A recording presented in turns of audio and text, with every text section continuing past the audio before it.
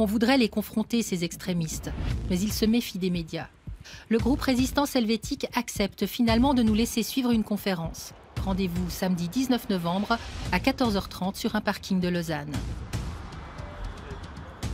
Bonjour. À l'heure dite, un homme nous donne l'adresse finale. Je vais la noter aussi, alors si vous êtes d'accord. Ces précautions visent à brouiller les pistes de la police ou des milieux d'extrême gauche. On nous a dit oui, mais sous condition.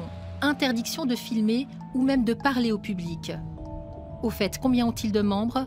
Ils ne veulent pas nous le dire, mais une cinquantaine de personnes écoutent Jean-Yves Dufour, écrivain français, venu expliquer l'urgence d'imposer leurs idées à la société. Quelles idées peuvent réunir chacun d'entre nous? Et puis aussi, le problème de la démocratie, c'est qu'on peut pas forcer les gens non plus à penser. Quand ils ont été déformés à l'école, par les médias, toute la journée, par leurs collègues au travail, c'est difficile d'en faire quelque chose. Il faut les défendre quand même, mais malgré eux, on n'a pas le temps de leur expliquer ou d'attendre qu'ils soient d'accord pour ne pas disparaître. Le peuple suisse qui disparaît, expliquez-moi, qu'est-ce que ça veut dire? Alors, d'un certain côté, la chute de la natalité, et de l'autre côté, l'immigration, principalement l'immigration extra-européenne, font que finalement le peuple suisse va se retrouver à moyen terme minoritaire dans son pays. C'est la grande conviction de Résistance Helvétique.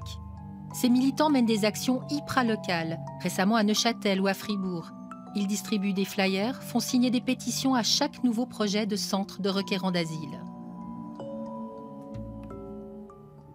Le système actuel, le politiquement correct, les idéologies libérales nous ont imposé cette vision que, disons, l'humanité serait formée d'individus qui seraient tous égaux, tous identiques entre eux. Or, quand on fait venir des gens, on ne fait pas seulement venir des gens, on fait venir avec eux des mentalités, des cultures. On fait venir des peuples, en fait, des fractions de peuples qui sont différents, qui ont d'autres modes de vie.